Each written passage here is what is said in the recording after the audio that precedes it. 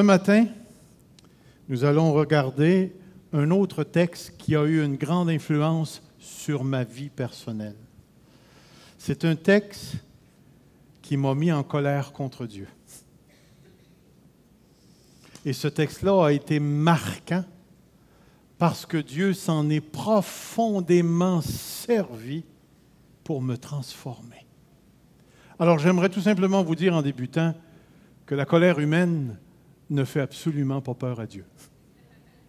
Puis je vais aller un petit peu plus loin que ça.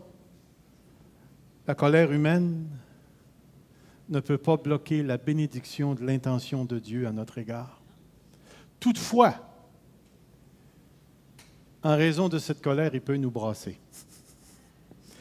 Et c'est pourquoi j'aimerais vous dire ce matin, commencer avec une parole du philosophe Aristote qui disait « Une vie sans examen ne vaut pas la peine d'être vécue. » Une vie non examinée. Est-ce que vous prenez le temps d'examiner votre vie? De regarder à ce qui se passe avec vous, à ce qui se passe dans les circonstances dans lesquelles vous vous trouvez. Cet examen est très important pour notre développement spirituel. Et c'est ce qu'on va voir ce matin. Aristote nous a dit qu'une vie non examinée ne valait pas la peine d'être vécue, mais Dieu nous a dit autre chose aussi. Et voici ce que Dieu nous a dit. « Souviens-toi de tout le chemin que l'Éternel, ton Dieu, t'a fait faire. » Souviens-toi de tout le chemin que l'Éternel, ton Dieu, t'a fait faire. Les circonstances dans lesquelles Dieu va donner ce verset, c'est Moïse qui arrive à la fin de son parcours parce que Dieu lui a défendu, ne lui a pas permis d'entrer dans la terre promise, et Moïse va devoir donner le leadership à Josué, que Dieu a choisi pour faire entrer Israël dans la terre de Canaan. Mais Moïse, tout au long du livre de Deutéronome, va commencer à replacer cette génération, c'est-à-dire la deuxième génération, c'est-à-dire les enfants de ceux qui sont morts dans le désert parce qu'ils ont désobéi à Dieu. Et Dieu enseigne à ses enfants en leur disant, vous qui étiez enfants, rappelez-vous des grands bienfaits de l'Éternel, souvenez-vous du chemin que l'Éternel, ton Dieu, t'a fait faire ici. Et j'aimerais vous dire que chacun d'entre nous, nous avons un parcours. Saviez-vous cette vérité-là? Il y a effectivement un chemin pour chacun d'entre nous. Que Dieu a réellement tracé une ligne sur laquelle nous marchons, que nous le voulions ou pas? Est-ce que c'est par accident que je suis ce que je suis? Que j'ai l'air de ce que j'ai l'air? Vous devez être réellement bénis ce matin. Est-ce que c'est par accident qu'il arrive des événements dans nos vies? Est-ce que c'est par accident que nous sommes bénis? Dites-moi, est-ce que c'est par le fait du hasard que vous avez accepté Jésus-Christ comme votre Sauveur et Seigneur? Êtes-vous sauvé par accident ou Dieu vous attendait réellement à un moment donné dans votre parcours de vie? Nous savons très, très bien qu'il y a un chemin. Et c'est pourquoi ici, dans l'hébreu, le mot « derek », ce mot peut faire référence ou peut référer à un véritable chemin, comme c'est le cas dans notre verset. Toutefois, dans quelques contextes, ce mot acquiert une signification métaphorique, c'est-à-dire qu'il a un sens autre que le sens littéral. Il se rapporte aux actions, au comportement des hommes, la voie de la justice ou de l'iniquité. La voie des justes est étroitement liée à la voie de l'Éternel. Les parents doivent conduire leurs enfants dans les voies de l'Éternel, qui sont ses commandements et ses prescriptions. Le mot « chemin » est réellement utilisé pour quelque chose de tout à fait particulier. Lorsqu'il est question de se souvenir et de se rappeler dans un tel contexte, il y a plus plus qu'un simple souvenir. C'est-à-dire, lorsque Dieu dit « Souviens-toi du chemin que l'Éternel, ton Dieu, t'a fait faire », c'est certain que dans le contexte, il va parler de tous les endroits où Israël est allé depuis que Dieu les a pris en main, dans le désert. Mais il y a beaucoup plus que ça qui est impliqué dans ce mot, puisque ce mot contient aussi les interventions de l'Éternel dans le désert en faveur du peuple. Vous savez que Dieu s'est manifesté plusieurs fois à Israël. Seriez-vous d'accord pour dire avec moi qu'il s'est manifesté de manière hautement positive à Israël en leur donnant la manne, en leur donnant l'eau du rocher? À un moment donné, dans leur colère pour avoir des Big Mac, Dieu leur a donné des cailles. Après ça, dans leur désobéissance, ils ont été mordus par des serpents et Dieu les a guéris. Et on pourrait retracer des événements et des événements où Dieu est intervenu. Réfléchissons à notre vie. Est-ce que Dieu est déjà intervenu dans votre vie? Avez-vous déjà eu un événement, une situation dans laquelle vous avez été marqué par une intervention de Dieu? Ça vous est déjà arrivé? Est-ce qu'il y en a qui ont déjà eu des visions, des rêves ici? Vous en rappelez-vous comme si c'était cette nuit que vous l'aviez eu? Pouvez-vous raconter les détails? Est-ce qu'il y en a qui ont entendu Dieu leur parler? Moi, je me rappelle, quand j'étais dans le moment de crise, Dieu m'a parlé pour la première fois, j'ai entendu sa voix. J'étais en train de chialer après lui, puis j'ai entendu 4 mots. Tais-toi puis attends. Tais-toi puis attends. Puis je peux vous dire une chose. La manière dont j'ai entendu ces mots-là, je me suis assis tranquille parce que je savais que ce n'était pas le fruit de ma conscience, de mon influence, de mes intuitions, ou ce n'était pas Evelyne qui me parlait, même si je m'assois quand elle parle, mais je savais que c'était Dieu qui me parlait. Et quand Dieu parle, on le sait. Et ces 4 mots-là sont encore frais dans ma pensée. Puis je me rappelle même de la couleur du sofa. Où ça s'est passé. Là où on était. Et lorsque Dieu m'a parlé, j'ai entendu le Saint-Esprit qui me dit « Tais-toi puis attends ». Je ne peux pas oublier ça.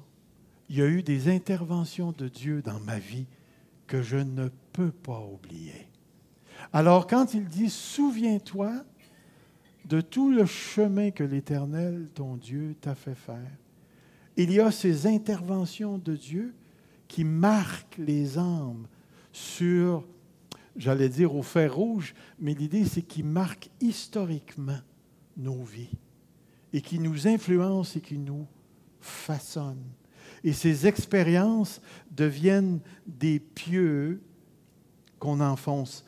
Regardez l'image que je pose devant vous. Pensons à une simple ceinture dans laquelle, à tous les 2 ou 3 centimètres, nous enchâssons une forme en or véritable. À toutes les fois que vous avez un petit bout, vous mettez un morceau d'or, une forme qui est faite en or. Dieu a fait cela dans ma vie et Dieu a fait cela dans nos vies ici. Il y a un chemin.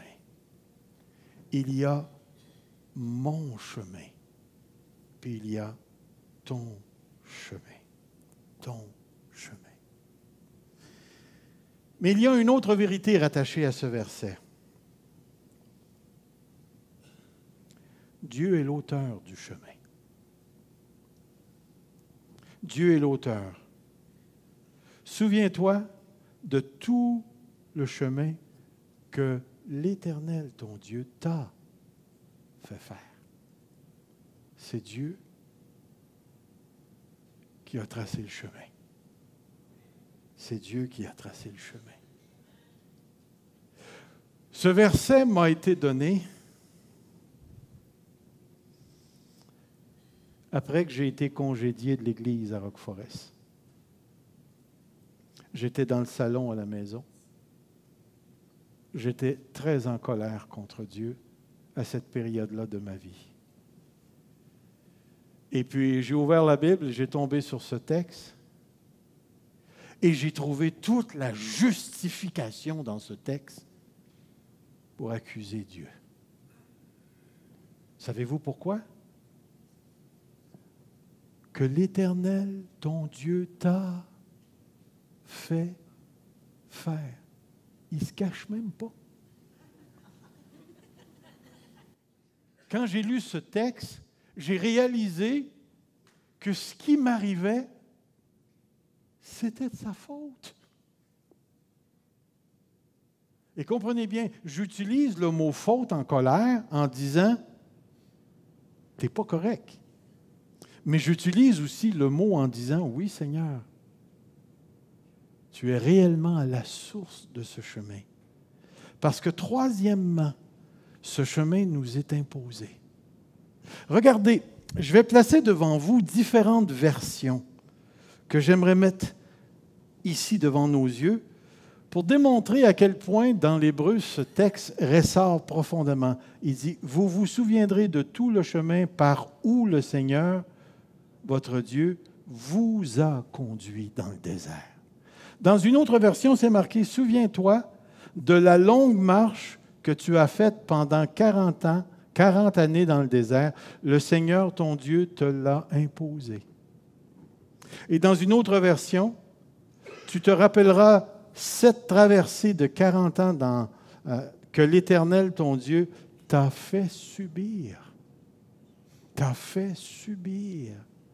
Et ici, frères et sœurs, il y a quelque chose d'important, une vérité profonde qu'il nous faut saisir, c'est que dans ta vie et dans ma vie, dans la vie de l'Église, il n'y a pas de hasard.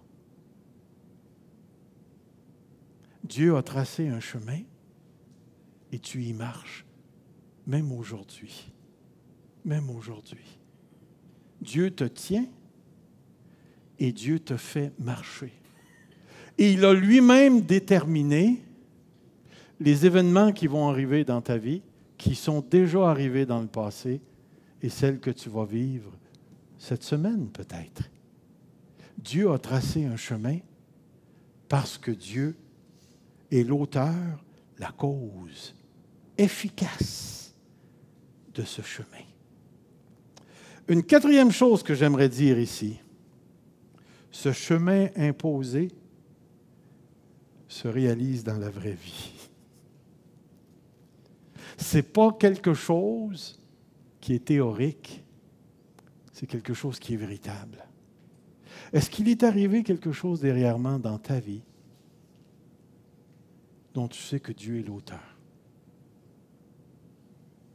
Vous savez, j'ai réalisé avec Dieu qu'il y a de l'ordinaire dans nos vies, puis il y a de l'extraordinaire dans nos vies. Et l'ordinaire, c'est je me lève le matin, je mange mes œufs, je m'en viens au travail, ainsi de suite. Il y a une vie ordinaire. Puis à certains moments donnés, il va y avoir de l'extraordinaire. C'est-à-dire qu'il va y avoir une femme qui va couper mon chemin en m'en venant. Et là, ça va monter du nombril, mon ami, jusqu'au cou. Là, puis là, ça... Pensez-vous que cette femme-là est juste un accident? Ou elle fait partie du chemin que je dois subir?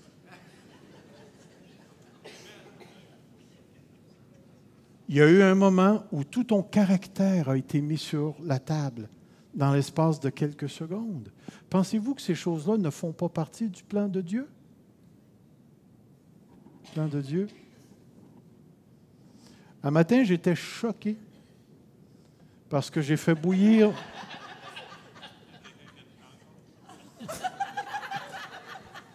J'étais choqué parce que j'ai fait bouillir mes yeux. Puis quand je suis venu pour enlever la coquille, ils ont tout foiré dans mes mains. Puis là, je ne sais pas, il s'est passé quelque chose à l'intérieur de moi. Ça a monté, là. Puis à un moment donné, je dis, Serge, tu vas aller prêcher, là. Fais attention, là. Puis je me disais à moi-même, est-ce que tout mon caractère va se manifester pour des œufs? Tous ces exemples-là sont non, je le sais.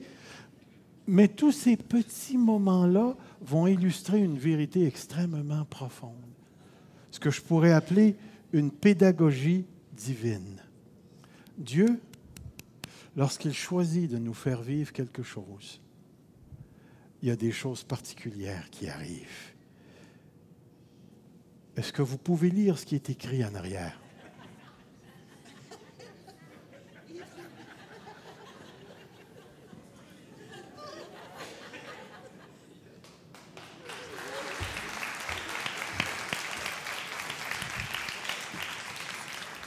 J'ai demandé à mon épouse ce matin de présenter 2 événements qui l'ont profondément marqué.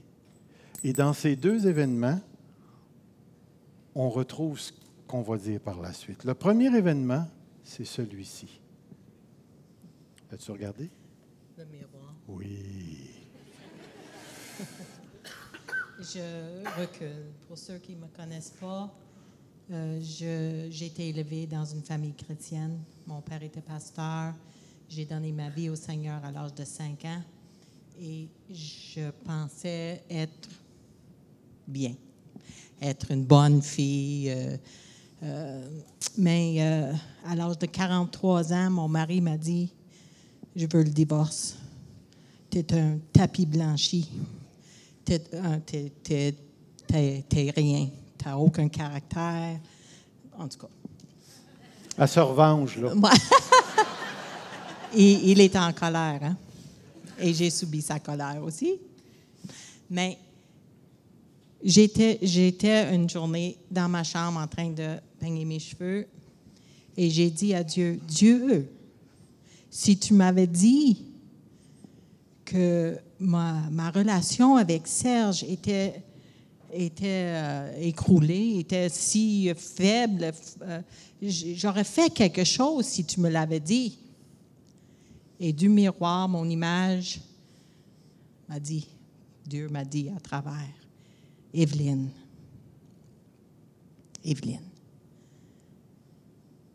je t'ai parlé d'une autre relation, beaucoup plus importante, plusieurs fois, et tu n'as rien fait. Ouh. Hein? C'est un coup, mais ça m'a réveillée. J'avais besoin de ce miroir, ce regard de Dieu, que la relation avec Serge n'était pas la plus importante. Ma relation avec lui était beaucoup plus importante. Et quand j'ai pris ça, et j'ai dit, OK, Serge ne veut rien de moi, c'est correct, parce que moi, je vais bâtir celui-là, et Dieu va s'arranger celui-là. Et c'était merveilleux. Dieu m'a donné le verset. J'ai passé presque 2 ans sur ce petit passage dans 2 Pierre 1, 3 à 5, à 6. Et j'ai passé du temps à méditer là-dessus.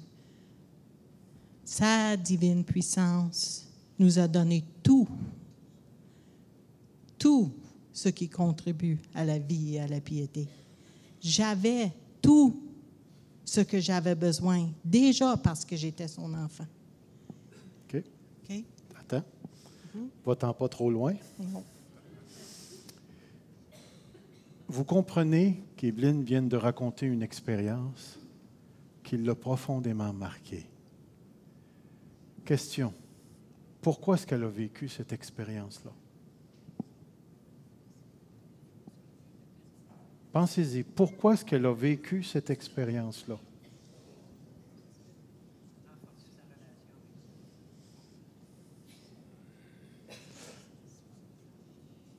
Elle a vécu cette expérience-là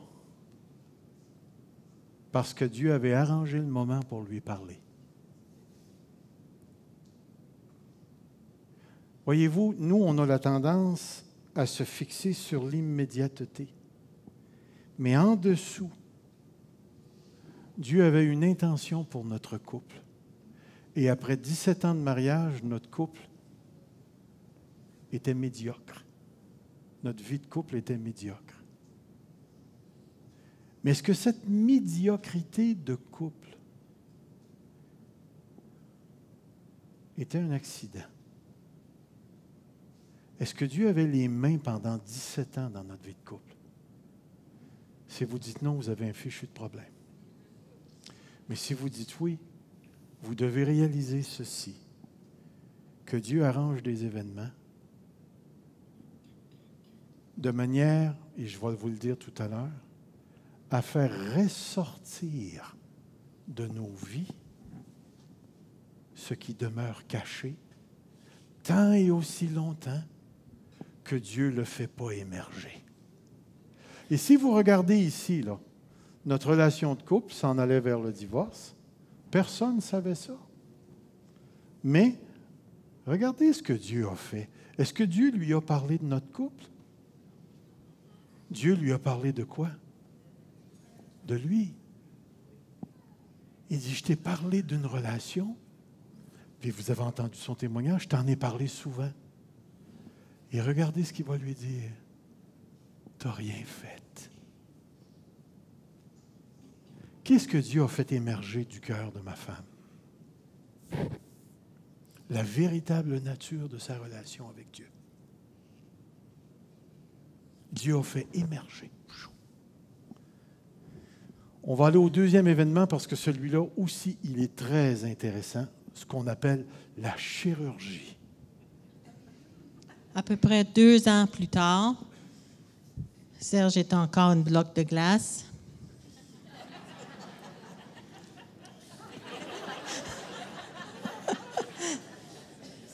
Mais il réalise que Dieu ne veut pas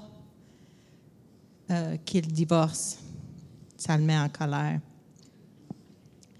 Mais il tourne vers la dépression et vers l'idée du suicide. Alors, il se prépare. Et il y a des amis qui sont venus chez nous. Si le monde appelait pour voir comment il allait, il raccrochait. Mais il a ouvert la porte à ces personnes-là. Ils ont rentré et Serge s'est assis avec eux pour leur parler. Son but, c'était de leur montrer les raisons pourquoi il enlèverait sa vie et de leur donner un petit cadeau en souvenir de lui. Mais ça, c'était son intention. Moi, j'étais assis à l'écart de ces 3 personnes-là. Pendant que Serge énumérait toutes les choses négatives dans sa vie, Dieu est venu chuchoter dans mon oreille. « Tu vois, je travaille. » Là, j'ai vraiment fait ça. Là. J'ai entendu, c'est la première fois que j'ai entendu une voix, la voix claire comme ça. Serge disait une autre chose négative. Une chose négative. Ouais. Et il a dit, je travaille. À chaque chose que Serge sortait, je travaille. Alors, j'ai vraiment vu une autre image, une autre perception, excuse-moi des personnes là-bas, là. J'ai vraiment vu une autre perception de l'événement. Ces personnes-là étaient bouche bée. Après 1 heure que Serge dévoilait, puis là, il a donné un cadeau. Ils se sont levés, puis ils ont dit, « On va prier pour toi. » Puis ils sont partis. Ils ne savaient pas quoi faire. Serge est allé tout de suite dans sa chambre, puis moi, je suis allée dans la chambre à côté. J'étais comme poussée dans la chambre à côté. Puis là, Dieu m'a donné c'est pas une vision, c'est une parole, mais ça a passé dans une éclair. Et Dieu a dit, je ne travaille pas comme un bulldozer qui balaye le débris d'une maison écroulée. Je travaille comme un chirurgien qui enlève une tumeur au cerveau. Lentement et sûrement, je descends enlever chaque racine sans endommager ce qui est bon autour. C'est ça qu'il m'a dit dans une éclair. C'était très vite. Il m'a dit ça. Il m'a inondé d'une paix, Une paix qui a duré toute la nuit. Je savais qu'il n'y aura pas de suicide. Je le savais que Dieu avait un autre plan que celle de Serge. Son plan n'était pas le suicide, c'était la transformation.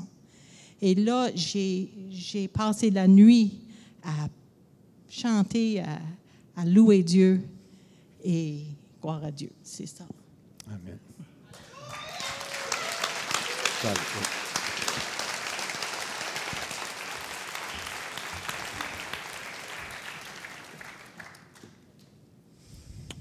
Vous avez bien entendu? Ce que j'aimerais que vous puissiez saisir ici, c'est les deux perspectives. Il y a Serge qui est assis dans le salon, je me rappellerai toujours, je les avais en avant de moi. Il y avait une petite table, j'avais déposé quelque chose sur la table pour leur donner. Puis là, j'étais en train d'énumérer, moi, personnellement, les raisons qui justifiaient le suicide. À cause que c'était de la faute à Dieu. Puis à toutes les fois que les autres tentaient, moi, je rabrillais avec une autre chose. Et puis, ça, c'était ma perspective à moi. Mais de l'autre côté, il y avait Dieu qui a parlé à Evelyne. Et Dieu a donné sa perspective. À toutes les fois que je sortais une affaire, si je le traduis dans mes mots, c'est « Regarde, je suis en train de péter le gros bouton plein de pu. Je suis en train de péter, je suis en train de péter. » À toutes les fois que je sortais quelque chose, de la perspective de Dieu à travers Evelyne, Dieu était en train, lui, de définir. Comprenez ce que je suis en train de dire. Et il était en train de définir le véritable sens de l'événement du salon chez nous. De mon point de vue à moi, c'était une justification du suicide. Du point de vue de Dieu, c'était la guérison. Pensez bien à ça. Souviens-toi de tout le chemin que l'Éternel, ton Dieu, t'a fait faire. Parce qu'il y a une chose dont on ne pourra jamais, jamais, jamais passer aux côtés ou éviter, c'est que dans tout ce que nous vivons, nous avons une perception de ce qui nous arrive. Une perception de ce qui nous arrive.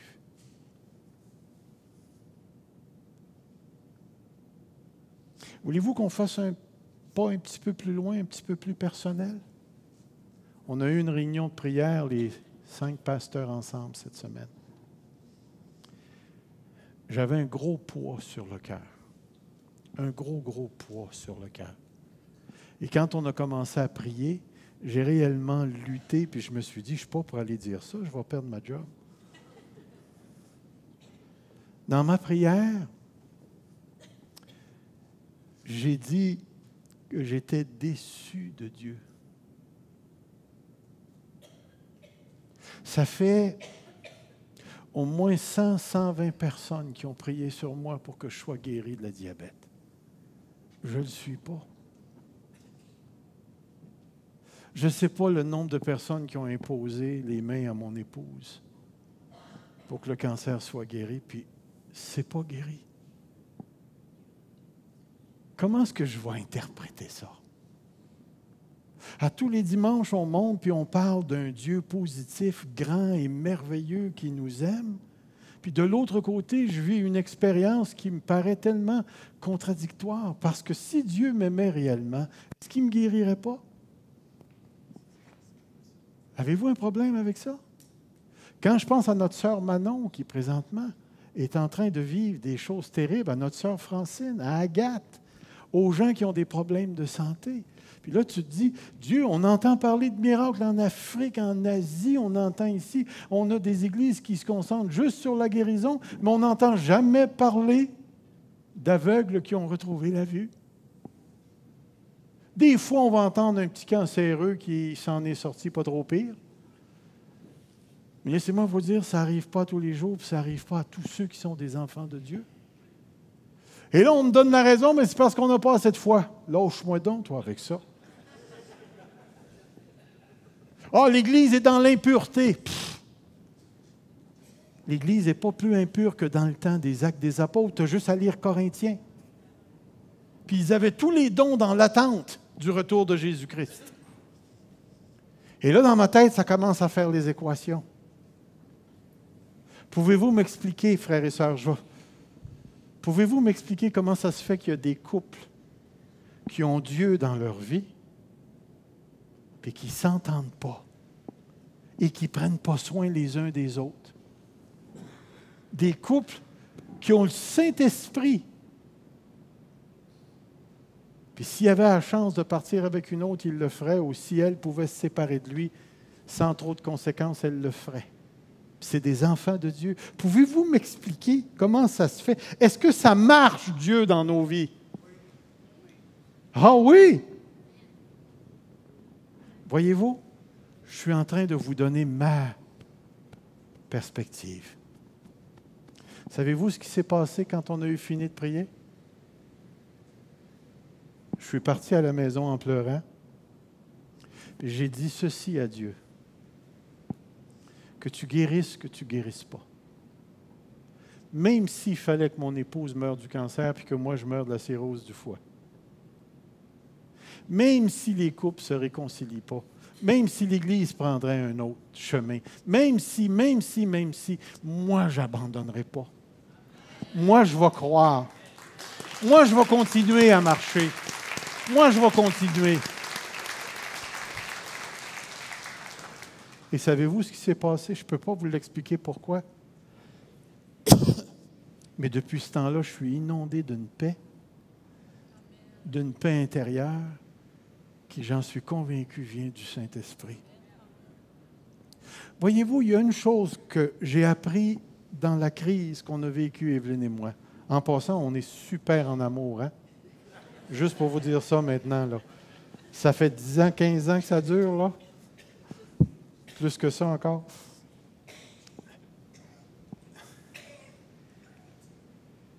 Ça nous prend des événements organisés par Dieu pour faire émerger le cœur. Ça nous prend des événements concoctés, fabriqués, façonnés par Dieu pour que ce qui est en dedans, qui nous empêche de vivre la vraie communion profonde avec Dieu, puisse émerger et sortir. Et de cette manière-là, je peux vous dire ceci, tous les chemins de Dieu sont intentionnels. C'est-à-dire que Dieu a toujours une intention dans tous les événements que nous vivons. Dans tous les événements que nous vivons. Je parlais avec un frère, je ne me souviens plus de qui, mais on parlait de voiture, puis je lui disais, dans la crise, il y avait une sorte de char que je voulais avoir, un Dodge Shadow qui appelait dans le temps. C'est un beau petit char, bien fun, très beau. Puis on n'avait pas d'argent, puis j'en ai acheté un quand même, usagé. Savez-vous ce que Dieu a fait? Puis je sais que c'est lui qui l'a fait. La transmission, elle a cassé, pas une fois, 7 fois. En plus de ça, pour sauver de l'argent, j'ai mis le char dans les mains d'un jobber qui démontait puis qui remontait les transmissions. Puis son affaire n'a jamais vraiment marché. 7 transmissions. Puis je disais à Dieu, tu fais par exprès, tu fais par exprès. Puis je l'entendais, oui. Dieu voulait m'enseigner quelque chose. Savez-vous pourquoi? Parce que pendant ces 10 années-là, je n'ai pas travaillé. Pas parce que je ne voulais pas. J'arrivais à une place, puis il disait, tu es trop instruit. Tu vas t'ennuyer. Ou c'est pas de tes compétences. Puis, dans les 10 ans, j'ai travaillé 4 mois avec un voleur.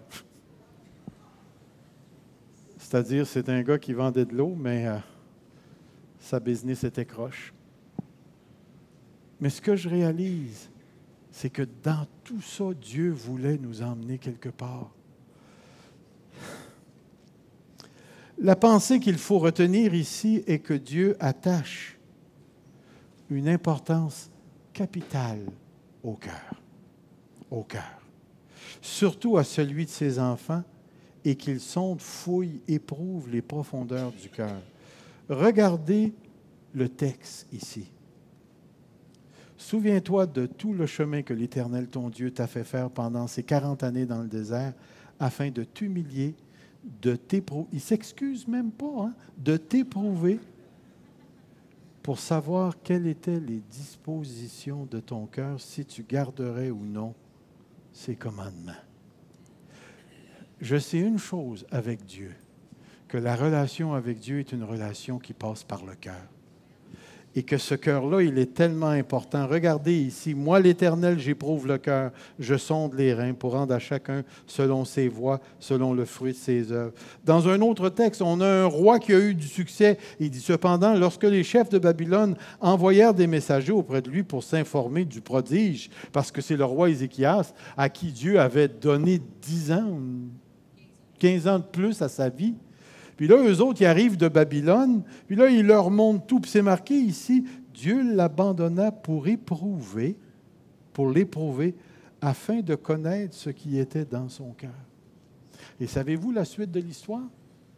Ils ont découvert que le roi Ézéchias était rempli d'orgueil. Puis en plus de ça, le gars était centré sur lui. Parce que Dieu va lui dire, tout ce qui est ici va t'emmener à Babylone. Puis là, il dit, ah ben, ça n'arrivera pas durant ma vie. Amen. Mon ami, le texte ne s'arrête pas là. Regardez ici. Souviens-toi de tout le chemin que l'Éternel, ton Dieu, t'a fait faire pendant ces 40 années dans le désert, afin de t'humilier, de t'éprouver pour savoir quelles étaient les dispositions de ton cœur, si tu garderais ou non ses commandements. Remarquez les mots qu'il a utilisés. Il t'a humilié. Il t'a fait souffrir la faim. Il t'a nourri de la manne que tu ne connaissais pas et que n'avaient pas connu tes pères. Puis remarquez la dernière partie du texte. Afin de t'apprendre que l'homme ne vit pas de pain seulement, mais que l'homme vit de toute parole qui sort de la bouche de Dieu. Ce que j'aimerais ici,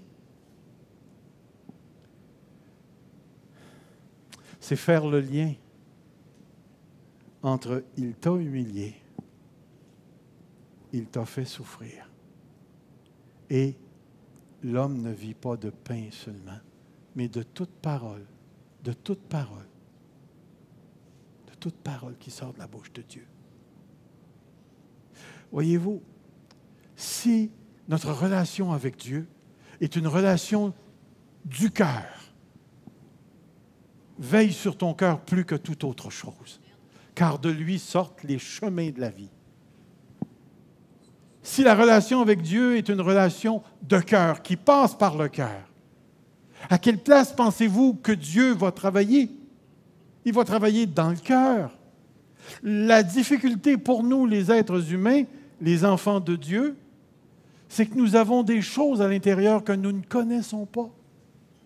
Certains transportent des blessures qui contrôlent encore leur relation avec leur épouse ou leur mari. D'autres ont des relations avec l'argent qui est le fruit des blessures qu'ils ont vécues. Dans d'autres cas, il y a des traits caractériels dans les vies, comme l'orgueil, le prestige, le mensonge. Il y a toutes sortes de choses dans le fond de notre cœur qui vont émerger de nos vies dans la mesure où l'Éternel va nous humilier et peut-être aller jusqu'à la souffrance pour savoir les dispositions du cœur. Et dans les événements que nous avons vécus, c'est exactement ce qui est arrivé. Dieu m'a montré que j'étais capable d'aller jusqu'au meurtre si j'étais poussé par ma frustration. Vous savez, première chose, première conclusion qu'on tire ce matin, c'est ceci. Dieu veut ton cœur. Dieu veut ton cœur. Et ce cœur qu'il veut, il le veut pour lui. Il le veut pour lui. Alors, veux pas.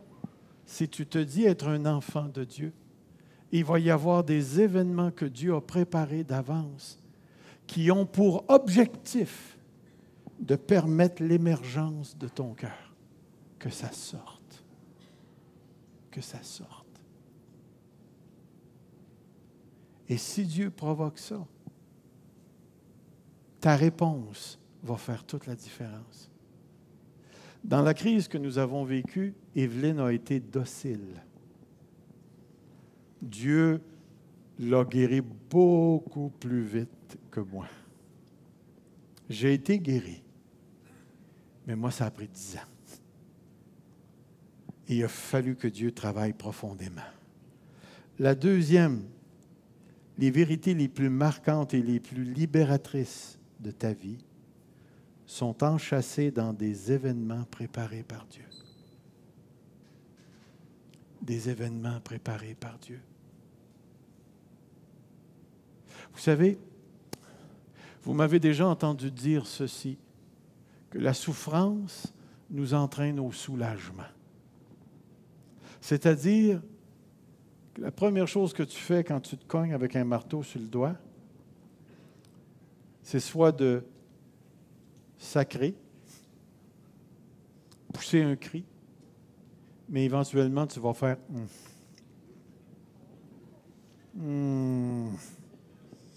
Pourquoi? Parce que tu veux te soulager. Mais comment est-ce que tu te soulages quand tu as été humilié par ton père ou ta mère? Comment tu te soulages quand tu as été agressé par un professeur à l'école? Comment tu te soulages?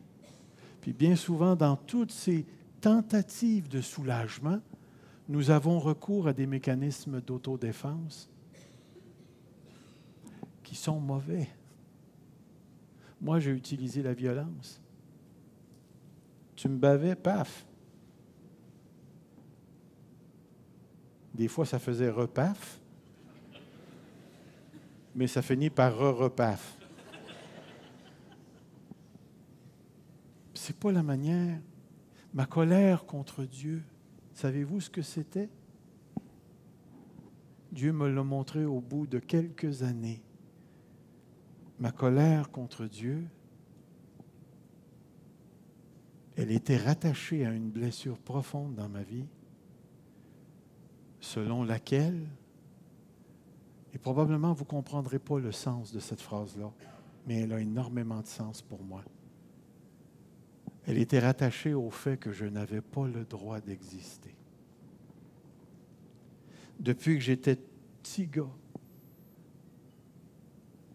j'ai eu une croyance dans ma vie que j'étais trop dans la vie, que j'étais trop dans ma famille, que j'étais trop partout et qu'il n'y avait pas de lieu pour moi pour exister.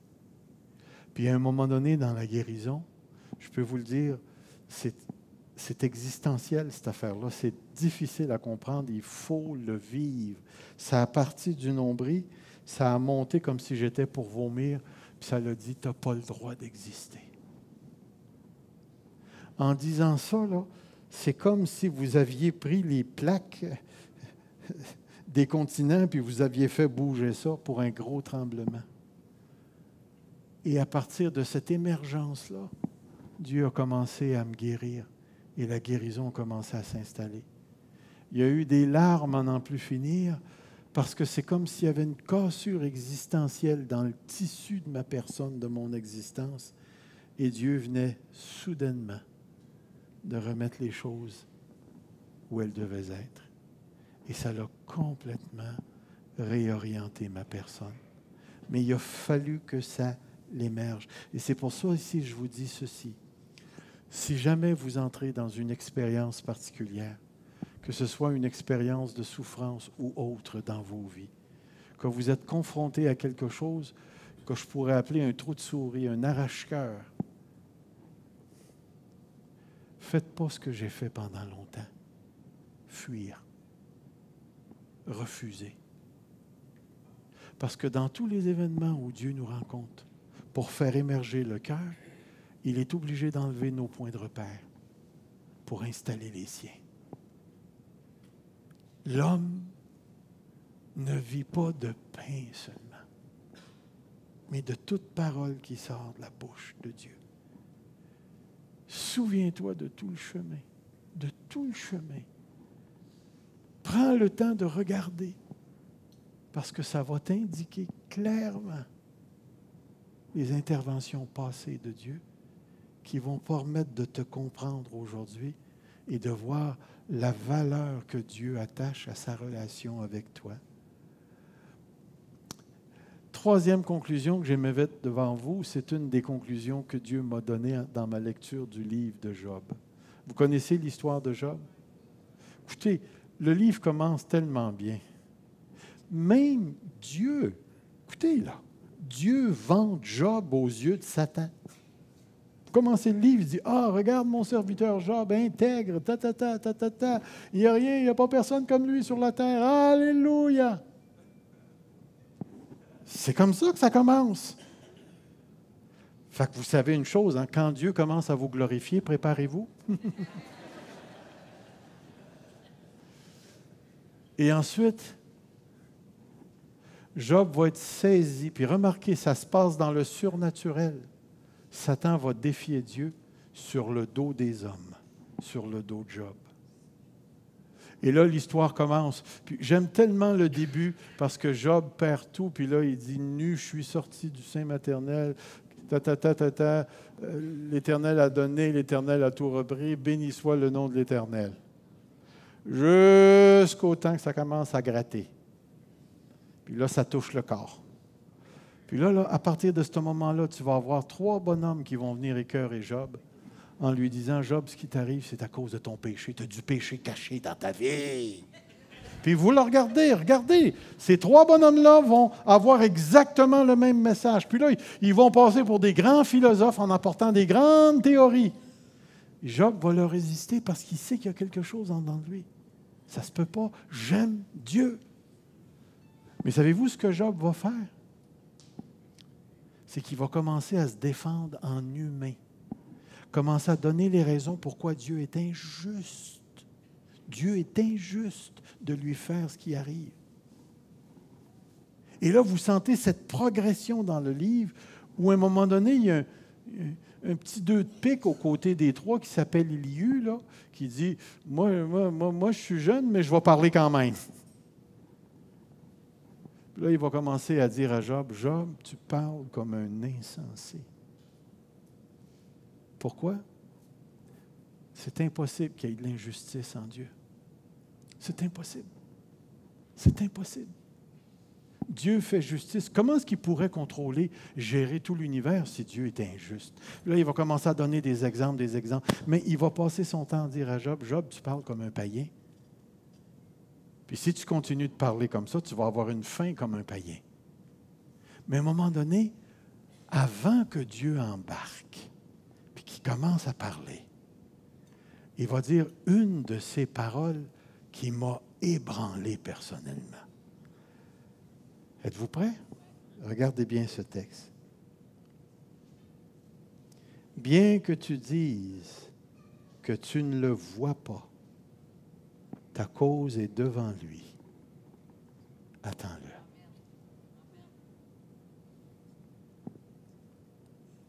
Tais-toi, puis attends.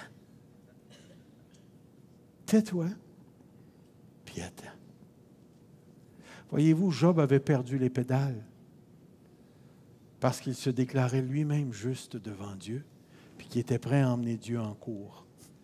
Je vais avoir des arguments, je vais me défendre, Et là, lui dit, si c'est ça que tu veux, tu ne pourras pas répondre sur aucune chose que Dieu va dire.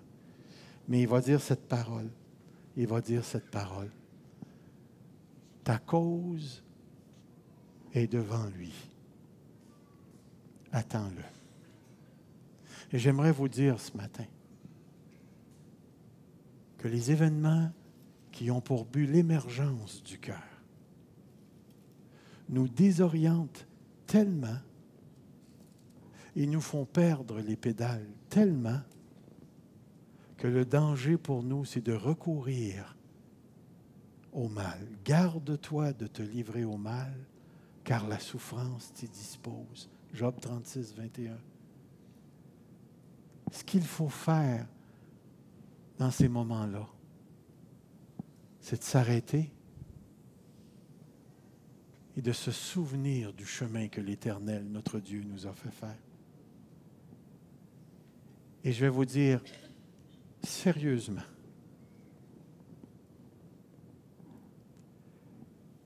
que ce n'est pas vrai que tous les chemins que Dieu planifie pour moi sont le fun. Mais le fruit est extraordinaire. Extraordinaire.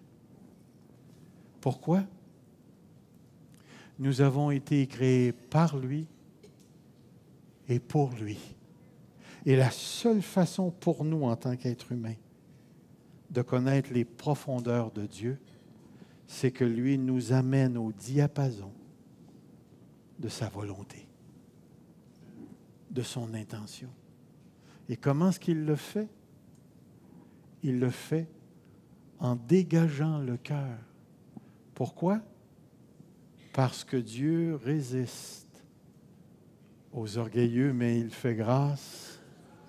Et l'humilité, frères et sœurs, ce n'est pas quelque chose qui s'acquiert dans un cours biblique. Ce n'est pas quelque chose qui s'acquiert après une prédication. L'humilité qui conduit aux véritables expériences de Dieu s'acquiert dans des expériences particulières où Dieu vient déloger le cœur de ce qui l'empêche d'être humble. Et à ce moment-là, votre cœur est un réceptacle ouvert à ce que Dieu nous révèle. Et je ne peux pas vous dire autre chose que depuis que Dieu nous a fait vivre la crise, Evelyne et moi, notre relation de couple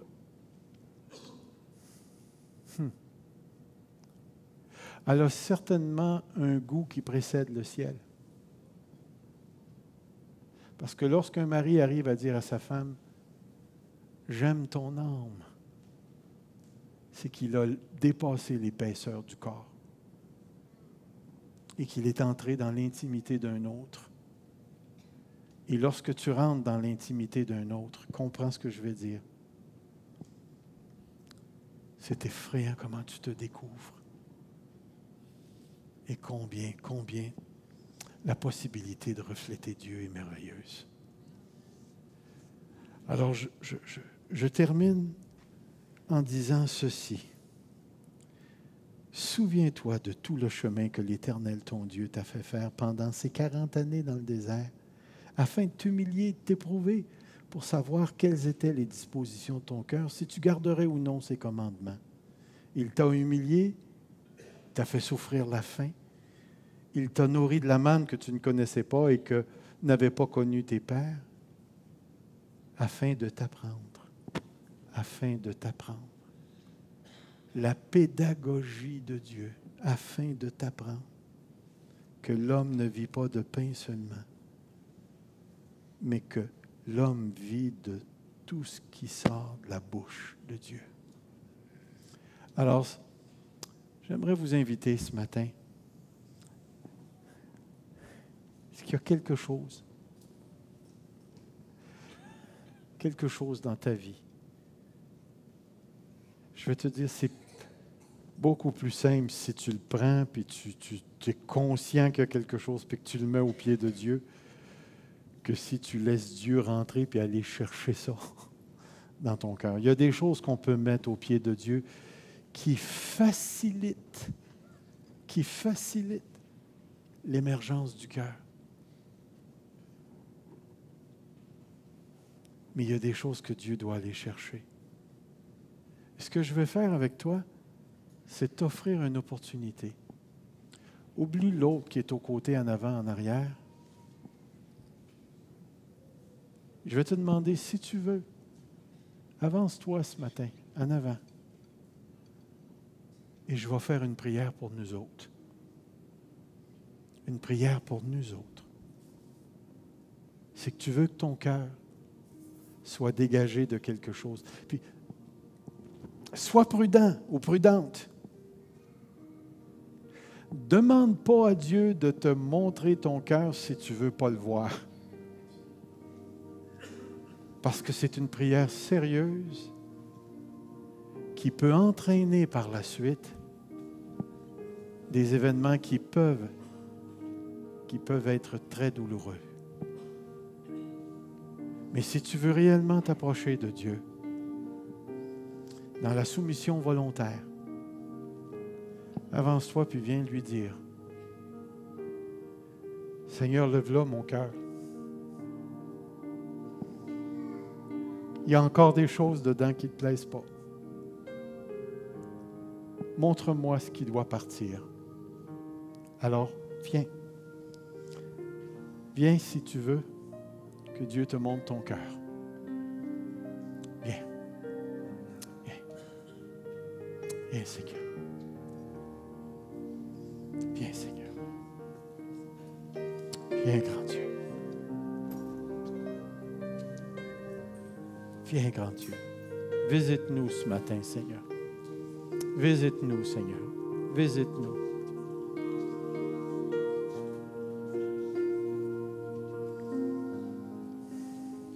Visite-nous, Seigneur. Viens, Seigneur. Viens, Seigneur. Viens faire ton œuvre. Viens faire ton œuvre.